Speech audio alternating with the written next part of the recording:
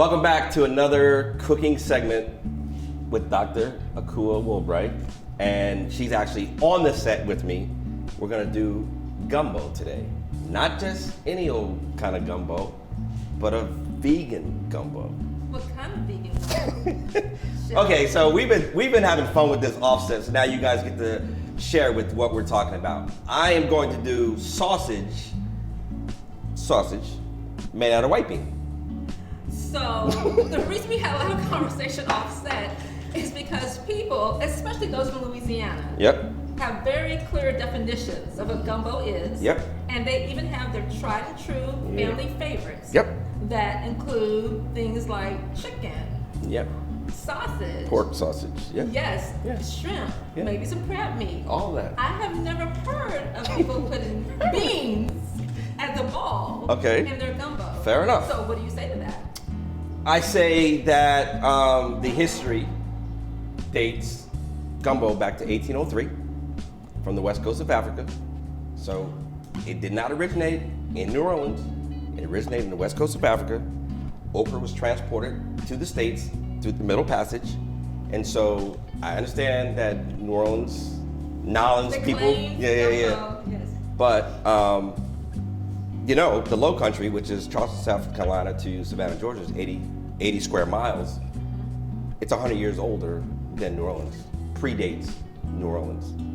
And their culture was based on rice. So I'm just saying, like, they can claim all they want, but the real deal is it's okra, one pot cooking, and a dark roux, which is one of the things that you have to have in any kind of gumbo. You don't have to have sausage and shrimp and all the other stuff. Okay, so I love that clarification because one of the things that you do really well is that you bring the history into your cooking. So for us to understand that gumbo originated in West Africa, and that's always so near and dear to me because my name Akua comes from Ghana, West Africa. I lived very briefly in Ghana, West Africa, so I'm aware that so much of our heritage in the States really did come through the Middle Passage. During the slave trade, as we traveled from Africa through the Caribbean to the United States. Exactly. So I love that you go back and you claim that history. There's a term that West Africans use, and that term is Sankofa. I've heard that. Go back and fetch it. That's right. Like go back and get those parts of your history, your culture that are important, and bring it forward. And when you see the Sankofa bird, its head is turned back, and it's grabbing the egg off its back. And that egg represents knowledge and life and things that are important to a people and to a culture. And I think you do that with your teaching and with your cooking. So I'm glad that you gave us that information about gumbo. And I think it's very important if we tell our narrative as opposed to letting other people tell our narrative. And that's why it's so important for me to drop those little nuggets. So you're saying that if I have a dark roux and an okra, I can make a gumbo. You can. With white beans. You can. So people in Louisiana, just go with us on this journey. And I invite you to dig into this recipe and see if you can fall in love with it as much as I have.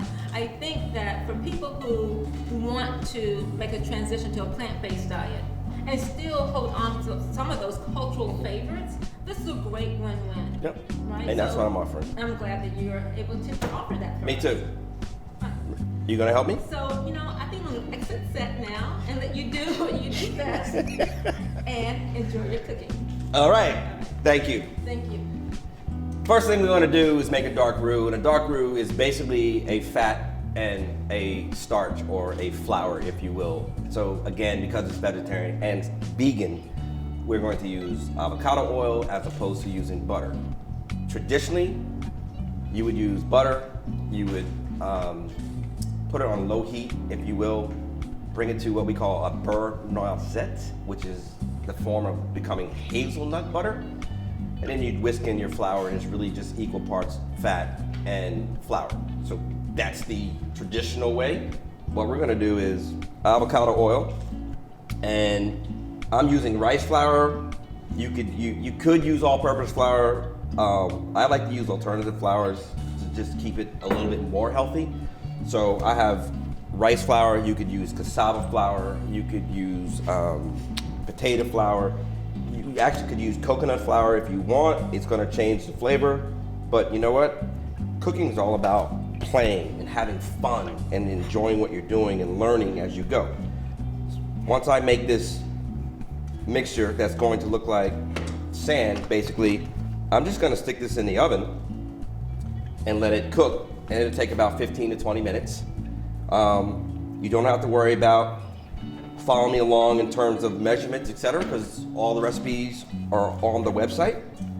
So you can just sit back and watch it all come together. Now, if you can see that, it's still a little wet. So I'm gonna add a little more flour to this. It should be dry, like a dry sand is what we're looking for. Once I incorporate all my flour in here like this, my oven is preheated. So now you can see it's mealy. It's kind of where I'm looking for. I'm just gonna add just a touch more flour. And then this goes in the oven, and it's kind of like a set it and forget it. Putting flour all over the top, but I'm not cooking, so it's fine. All right, so that's what we're looking at. That's the product. All right, in the oven.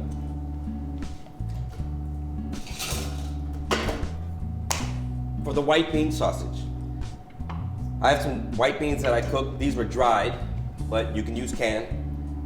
Potato flakes, and then there's an array of really good herbs and spices.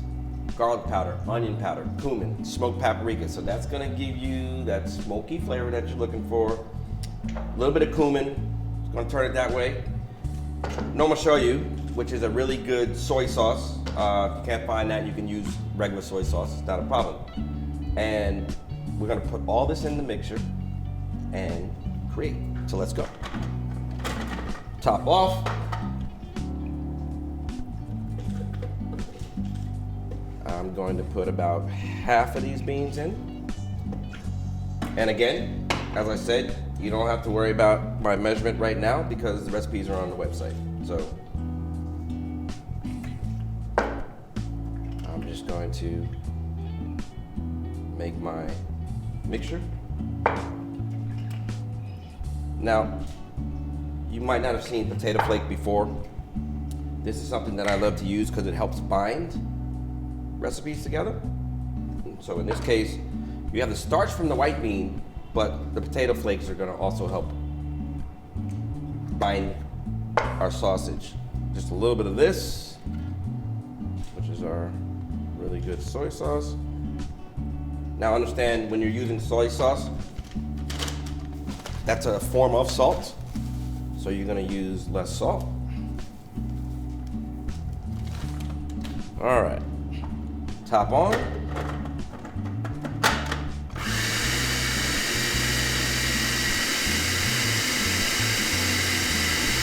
Now, I'll check it to see if I can form my ball yet. Ah, it's looking good. It's looking good. Look at that. That, my friends, is a white bean sausage. That's got some serious umami going on with it.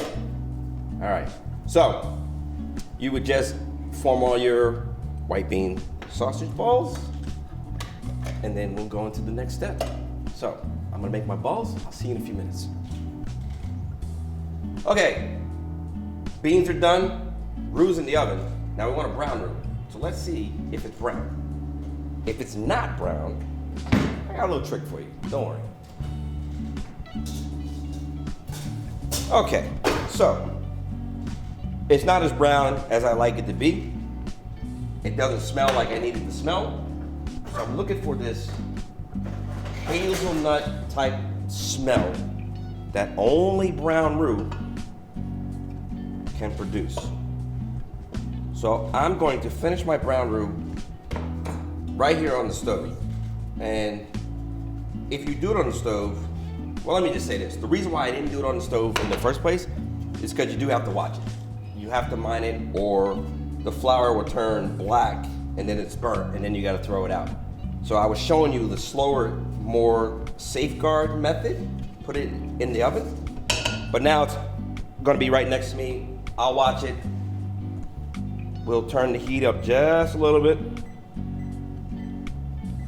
You don't want it to be too high. Now, to build my gumbo, celery, onion, bell pepper, okra, tomatoes, some fresh herbs. So we're gonna start working on all this. I'm gonna chew up my knife, and you just need about 5 of those strokes. I said true up, not sharpen, because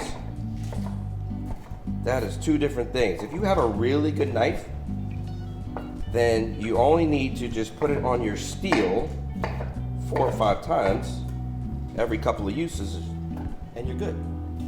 Don't worry, I'll do a knife segment all by itself. Okay, as you can see, I have a whole onion, and I talk about making stock. You've heard me talk about making stock, right? This is what you save to prevent from buying this. Now, I didn't make a stock for this because I wanted to make that point. But you buy whole onion, you buy whole celery, you buy whole carrots. The peeling from the carrots, you save Ziploc bag, stick it in the freezer. Celery, the bottoms, the tops, same thing, right? You're not gonna peel the celery, but any scraps from the celery, Ziploc bag. When you have enough, you stick it in the pot. This is my scrap. Stick it in the pot, fill it up with water, 40 minutes, you have veg stock. You save so much money, people. All right.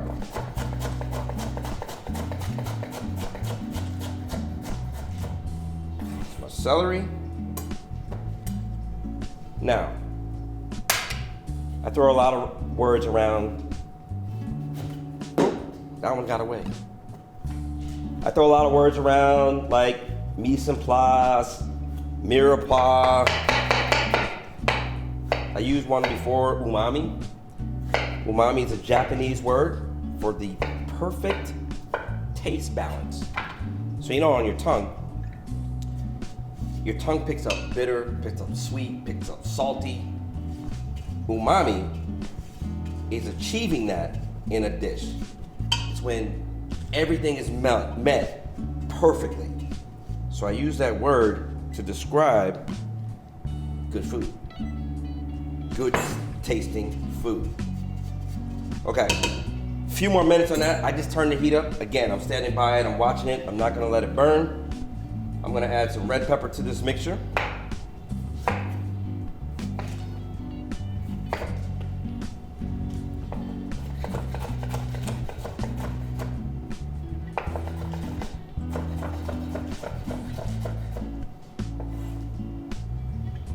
Red pepper, yellow pepper, green pepper.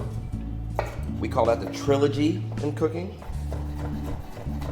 When you have all 3 colors. Also red light, green light, yellow light. Okay. That's almost ready. We're gonna add our vegetables to this, and we're gonna keep going. So this is the brown that I'm talking about.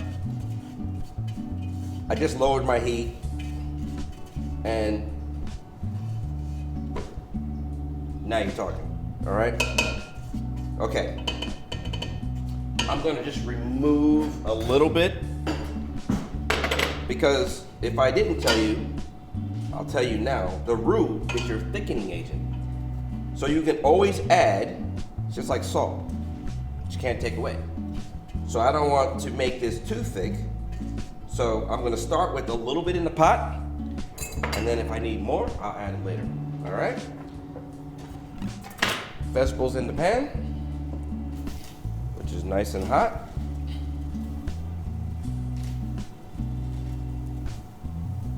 And I'm just gonna add a touch of oil, just a touch. I don't need a lot, just wanna add a touch to get the sweating going. That's good. And you can hear it singing in there. Now, I'm gonna let this sweat 2 to 3 minutes, right? So while this is going, I'm gonna pick some herbs real quick. In my gumbo, I like to use rosemary. I like to use sage. I love sage. So again, if you've eaten sausage, it's like the #1 ingredient in sage. All right? So, how do you pick herbs? Find the stem, go to the top of the stem, very simply remove. Now, why do you pick the herb off the stem? Because this part is really woody, all right? You will be chewing that for a little bit. It's like just think of tree, think of wood, think of unpleasantness. All right, so I use the same amount, equal parts, thyme, sage, rosemary.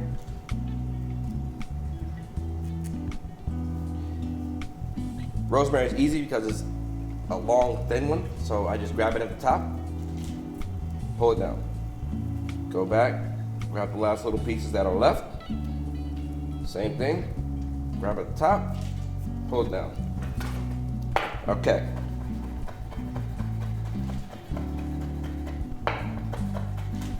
I'm chopping, but I'm not really gonna go fine. Just gonna break it down to the point where it melds nicely in the dish and you're not biting into a big piece of herb. Okay, now, tomatoes. Stock that I didn't make. I know. I didn't make it, I know. All right, now you can turn the heat up just a little bit. I'll bring it to a boil, and then I'll turn the heat down, let it simmer, where all those flavors will just come together. I think I'm gonna use just a little bit more stock. Again, the recipes are measured out, they're on the website. Because this is savory food, I can do it by the eye. In goes the okra. Now, there's a couple of things that I'm throwing in this.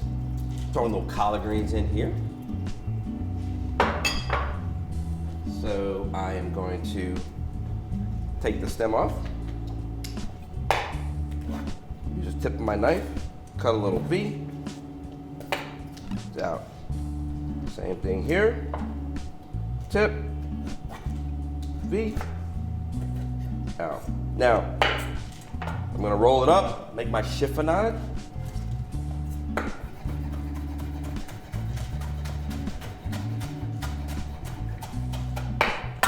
My chiffonade of collard greens. Let's throw one more leaf in there.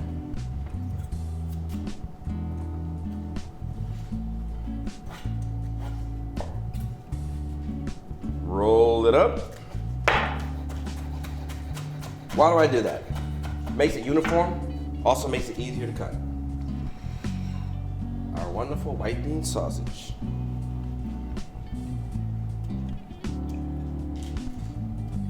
And I'm gonna stir it up. Now, I'll let this go for about 10 to 15 minutes. All the flavoring should be there. I'll check for the consistency to see if it's too wet or if I would like to thicken it a little bit more. So, we're gonna let that rock and roll. I'll see you back in a minute. Oh my gosh! So now it's been simmering about 10, 15 minutes. Let me just grab a ladle and show you what we're working with. Now, the last little thing, two last little things. I call this a tofu gumbo. I'm gonna add the tofu now. Look at that. Ooh, look at the sausage. There's the okra. Okay, I'm gonna add my tofu now. I didn't feel it necessary to add the tofu in the 15-minute cook process. Oh, also, let me just go back to that. That's like the perfect consistency. Oof, oof. Okay, I'm gonna add my tofu. I'm gonna cut some cubes. I'm gonna check my seasoning, and we're gonna call the good doctor back in and taste this bad boy.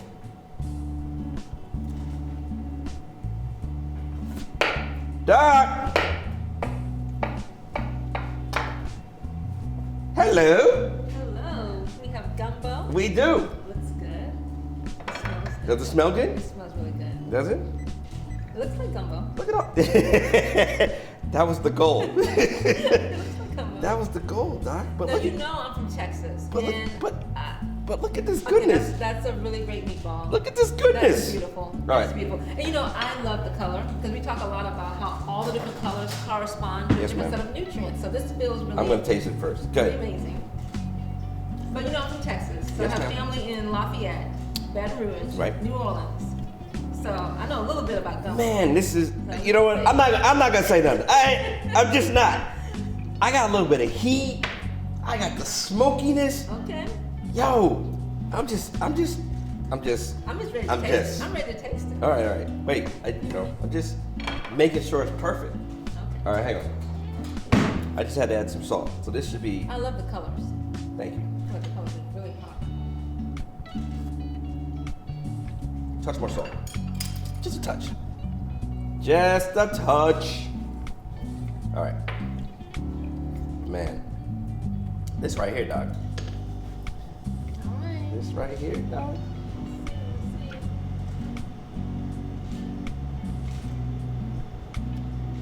That tastes like gumbo. Huh? Gumbo. What? And there's She's got chills. no seafood and sausage. No, ma'am. That's amazing. And Does it so- need anything? It doesn't Seriously. need anything. I think it's really perfect, and it feels really warming and hearty. Oh, baby. So it's a great way for people who are making that transition to still feel like they have that comfort and that warming foods they're so familiar with. I don't think you're missing out on anything on I this. don't think I'm missing anything with that. And I love that you use the Engine 2 vegetable stock. Uh-huh. I was watching you do that because that's one of the brands of vegetable stock that's very low in sodium. Okay, I okay. think per serving it's only like 30 or 35 milligrams of sodium That's good to know. compared to hundreds Right. with other brands. I So didn't- it's I a didn't even check substitution. that. Thank you. It's a great substitution. All right, cool. So thank you for the gumbo. I think we're ready to eat. Oh, baby, look at that. It's so great.